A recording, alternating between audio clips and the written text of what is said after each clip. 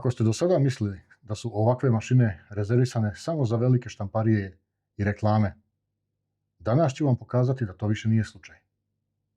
Danas testiram jedan rezni vinil ploter ili cutter koji je cenovno pristupačan, kompaktan, ali može da uradi ozbiljan posao.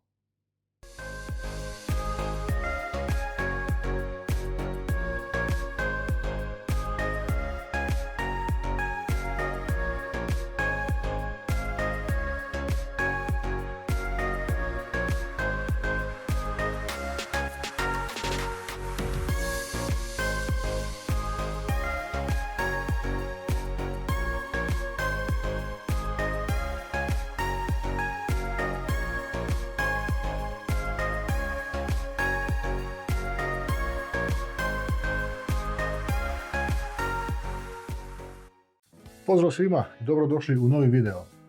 Ako ste novi na kanalu, vidjeli ste kratko u introvu kojim temama se ovdje bavim. Ako vas zanima ovaj uređaj i kako stvarno radi u praksi, ostanite sa mnom do kraja videa i pogledajte zašto ću ga ja koristiti. Danas vam pokazujem Vevor KH375A, rezni vinil ploter, odnosno cutter. Pre nego što krenem na prikazivanje ovog uređaja, moram ovdje da vam ispričam jednu kratku ličnu priču. Dok sam živeo u Srbiji i jedno vrijeme sam radio reklame na izlozima firmi, bukvalno sam maštao da imam ovakav ili veći ploter. Tada su ove mašine bile skupe i uglavnom se radilo uslužno u štamparijama. A danas su ploteri postali dostupni svima i to bukvalno po cijeni jednog solidnog laserskog štampača srednje klase. Baš zato mi je interesantno da vam pokažem i da vidimo koliko ovo danas stvarno vredi u praksi. Za početak, hajde da razjasnimo jednu stvar. Ovo je rezni vinil ploter ili jednostavno cutter. On ne štampa, on seče materijal, odnosno folije po linijama koje mu pošaljete iz programa i može da nacrta eventualno neke crteže kada mu sečivo zamenite sa olovkom. Ovakvi ploteri se koriste za mnogo toga. Recimo, za reklame na izlozima, napise na staklima, auto nalepnice, reklame na kombijima, motociklima, alatima, koferima, kutijama, signalizaciju, oznake za firme, udruženja, klubove, bukvalno za sve gdje želite precizno isečenu grafiku ili tekst. Ja ću vam u ovom videu pokazati dva konkretna primjera. Prvi su nalepnice i etikete za moje tegle sa medom, a drugi primjer bit će natpis na majici. Samo da vam kažem šta sve dobijate u paketu, ali da ne otvaram kutiju i vadim jedno po jedno kao u većini videa, već ovako usput što bi rekli. Dakle, u samoj kutiji dobija se ovaj ploter ili cutter, dobija se par folija za probu, kabel za napajanje, USB kabel za povezivanje sa računarom ili laptopom i tu je još ovako neka podloga ili prenosna folija, test da je ovaj uređaj uspješno odradio test i u kutiji manjoj jednoj tu još ima serijski kabel za neke starije računare, uputstvo za upotrebu, skalpel ili nož za skidanje viška folije, olovka umjesto noža i još jedna kesica mala u kojoj se nalazi program za sečenje Signum Master. Dobijate ga također i na USB flashu. Tu se nalaze 3 nožića za sečenje i mali neki imbusčić, vjerojatno za štelovanje nečega i jedan rezervni osigurač. A sada da se osvrnemo na držač noža.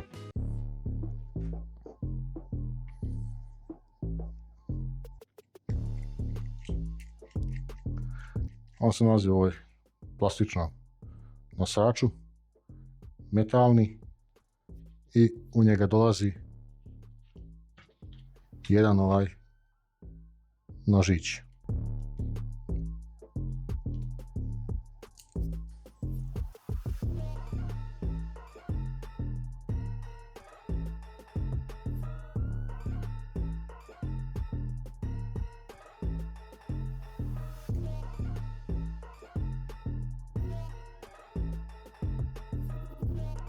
I veoma jako oštar nožić. Ubacujem znači ovdje ovu rupicu i on ima jednostavno magnet koji ga privuče.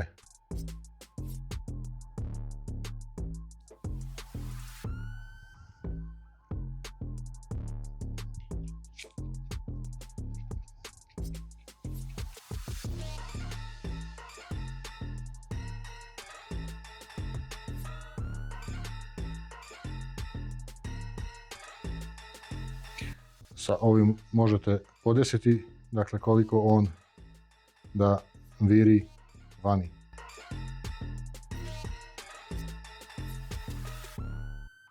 A to ćemo vidjeti kasnije, jer svrha je da proreže samo foliju, ali ne i nosač folije. Tako da praktično možete odmah da ga uključite i krenete sa radom. Ja sam dodatno poručio i komplet alata, da kažem tako, za lakše skidanje viška folije, kao i šablon za pravilno pozicioniranje grafike na majicama različitih veličina. Sve linkove za ovaj kater, dodatnu opremu i ostale Vevor katere ostavit ću vam dole u opisu videa. Inače, za svaki video u kojem prikazujem neki proizvod, detalji i linkovi se nalaze u opisu. Tako da pre nego što pitate u komentarima gdje ima da se kupi, samo otvorite opis videa i sve vam je tamo na jednom mjestu. Da ne zamaram previše sa nekim detaljima, znam da svi jedva čekate da vidite kako ovo radi. Ali ono što je bitno da znate, maksimalni ulaz materijala je 375 mm, odnosno otprilike ova jedna rolna folije. Ona znači može da bude maksimalno 375 mm široka i dužina neograničena, recimo 5 metara.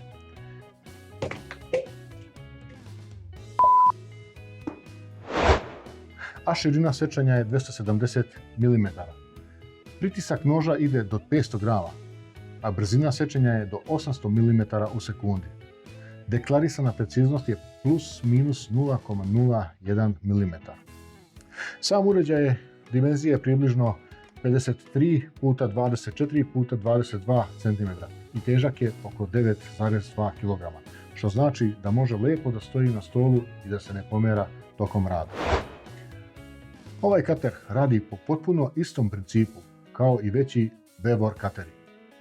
Razlika nije u tehnologiji ili kvalitetu sečenja, već prije svega u radnoj širini, brzini i stabilnosti kod većih formata.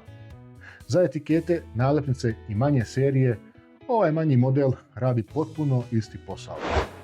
Ja ovaj kater prvenstveno planiram da koristim za izradu sopstvenih brendiranih proizvoda. Pre svega etiketa i nalepnice za tegl sa medom i majice sa mojim logom. Ovdje u Njemačkoj su univerzalne nalepnice, konkretno za med, da kažem povoljne, ali brendirane su na malu količinu skupe, dok veća količina se meni kao hobi pčelaru ne isplati.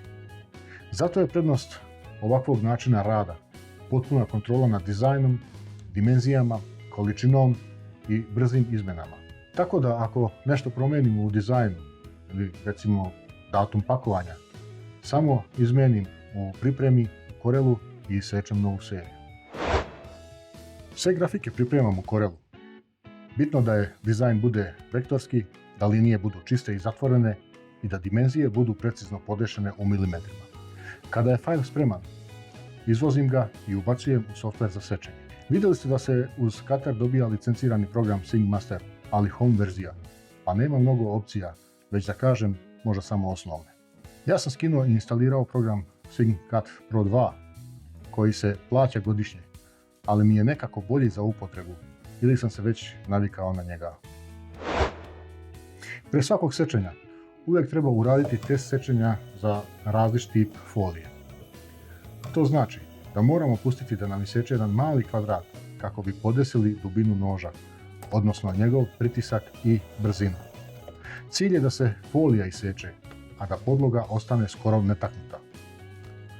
Ovo je jako bitan korak jer direktno utiče na kvalitet krajnjeg rezultata i bitno je da se uradi za svaku vrstu folije. Te podatke možete zapisati i kasnije samo podesiti za foliju koju sečete. Htio bih još napomenuti da ovaj model ima i ugrađeno optičko oko, odnosno laser. To omogućava takozvano kontur sečenje. To znači da prvo odštampate dizajn sa markerima, a zatim ploter prepoznaje te markere i seče tačno po konturi. Ovo je posebno korisno za štampane nalepnice. Sada ću pokazati kako to izgleda u praksi. Konture etiketa sa markerima šaljem iz Corela u kojem sam radio pripremu za etikete u program za sečenje SigmCut. Ovo mi se posebno sviđa što ovaj program ima direktno plugine u Corelu i dovoljno je samo ovdje da pritisnem i sve što sam nacrtao šalje se direktno u SigmCut. Pre samog sečenja, ako želite provjeriti da li je sve 100% odgovarajuće i precizno, umjesto samolepljive folije možete prvo ubaciti papir na kome su odštampane konture i umjesto noža staviti olovku i pokrenuti sečenje, a on će umjesto da seče crtati linije. Ukoliko se linije poklapaju 100%, znači da je sve u redu i možete seći etikete, što ću ja sada i da uradim. Dakle, da ubacim sada samolepljivu foliju sa odštampanim etiketama u cutter, ali prije sečenja moram podesiti pritisak noža da seče samo foliju, a ne i podlogu. To ću uraditi tako što ću pomeriti nož pomoću strelica na prazan deo samolepljive folije i pritisnuti dugme Move. On bi trebao iseći jedan mali test kvadrat. I da provjerim da li je dobro. Ne, kao što vidite, pritisak je prevelik i prosekao je cijelu foliju. To nije dobro. Sada ću smanjiti pritisak i pustiti ponovo test. Tako, i da provjerim sada. Sada je kao što vidite preslabo. Poznaju se linije, ali se ne odlepljuje. Znači da nije dovoljno prosekao. Ništa, sada ću staviti negdje između da vidim da li će biti dovoljno. I da, vidite, ovo je dovoljno. Sada ovaj podatak mogu zapisati negdje za ovu vrstu folije koja su podešavanja.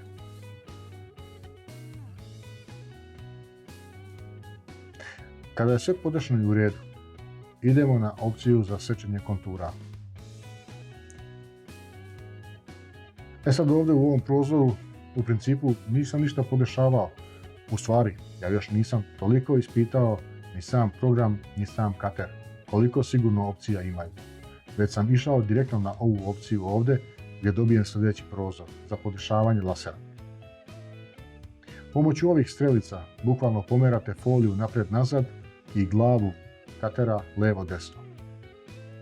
U sredini možete promijeniti koliko precizno to da bude, od 10 mm do milimetar i 0,1 mm.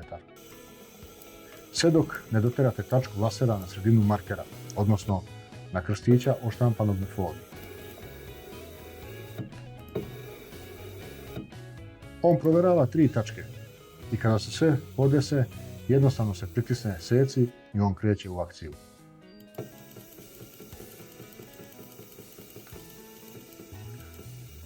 Od podešene brzine sečenja vam zavisi koliko će brzo iseći zadani šablon. Kada je završio, nalepnice se lako odvajaju od podloge i zgodno se lepe na tegle. Evo kako izgleda lepo i profesionalno.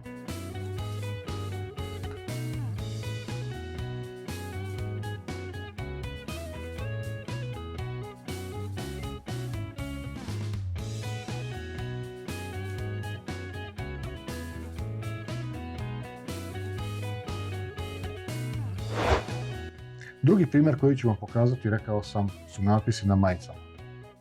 Prvi put radim ovo tako da sam uzeo da koristim stare majice za probu. Veoma bitno kod sečenja dizajna za majice je da se prvo mora u programu okrenuti kao u ogledalu i zatim da se pusti na sečenje na specijalnom flex folijama za tekstil.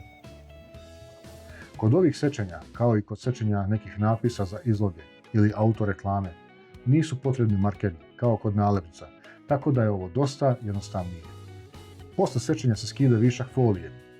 Pozicioniram dizajn na majicu, preko toga stavljam papir koji koristimo u kuhinji za pečenje i peglom oko 5 do 10 sekundi prenosim dizajn na tkaninu.